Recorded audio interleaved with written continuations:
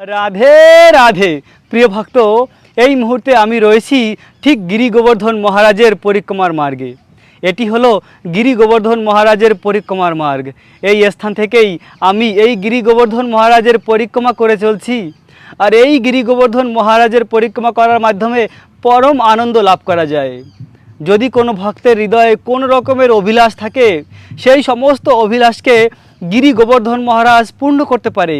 কেননা এই গিরি গোবর্ধন মহারাজ হলো ভগবান শ্রীকৃষ্ণের হৃদয়। ভগবান কৃষ্ণের হৃদয় থেকে প্রকাশিত হয়েছে এই গিরি গোবর্ধন মহারাজ গোলক বৃন্দাবনে।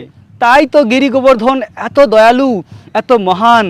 ভগবান কৃষ্ণের সবথেকে প্রিয় গোপিকারা, ব্রজ গোপিকারা হলো এই জগতের সর্বশ্রেষ্ঠ ভক্ত। সেই ব্রজ গোপিকারা বলছিল যে, হে সখী, এই জগতের সর্বশ্রেষ্ঠ ভক্ত হলো গিরি গোবর্ধন। কেন? আমরা গোপিকারা কৃষ্ণকে এত ভালোবাসি, তাও কৃষ্ণকে আমরা সবসময় দর্শন করতে পারি না। আর গিরি গোবর্ধন মহারাজ কত ভাগ্যশালী দেখো, কৃষ্ণ সকাল হলেই এই গিরি গোবর্ধনের তটে চলে যায় লীলা করার জন্য, এবং কৃষ্ণের গাভী আর কৃষ্ণের সখাদের সেবা করার সুযোগ পায়। পুরো দিন গিরি গোবর্ধন মহারাজ কৃষ্ণকে দর্শন করে এবং কৃষ্ণের সেবা করার সুযোগ পায়।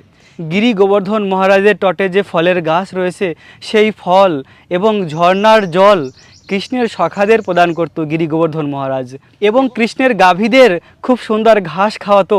এভাবে সেবা করেছে গিরি গোবর্ধন মহারাজ। আর গিরি গোবর্ধন মহারাজ পুরো দিন কৃষ্ণের অপরূপ সুন্দর মুখমণ্ডলকে দর্শন করেছে। যে শ্যাম সুন্দর কৃষ্ণের মুখমণ্ডলকে এক পলক দর্শন করার জন্য গোপিকারা রাস্তার পাশে দাঁড়িয়ে থাকতো, কখন কৃষ্ণ ফিরে আসবে। সেই কৃষ্ণকে অপলক নয়নে পুরো দিন দর্শন পেয়েছে গিরি গোবর্ধন মহারাজ। তাই তো গিরি গোবর্ধন এত ভাগ্যবান। গিরি গোবর্ধন পুরো দিন কৃষ্ণ আর কৃষ্ণের সখাদের সেবা করেছে। এভাবে প্রচুর সেবা করেছে গিরি গোবর্ধন মহারাজ ভগবান কৃষ্ণের আর কৃষ্ণের সখার। তাই তো এই জগতের সর্বশ্রেষ্ঠ ভক্ত হয়েছে গিরি গোবর্ধন মহারাজ। তাই এই গিরি গোবর্ধন মহারাজের পরিক্রমা ভগবান কৃষ্ণ শুরু করেছিল। বৃন্দাবনে প্রথমবার ভগবান কৃষ্ণ এই গিরি গোবর্ধন মহারাজের পরিক্রমা শুরু করেছিল।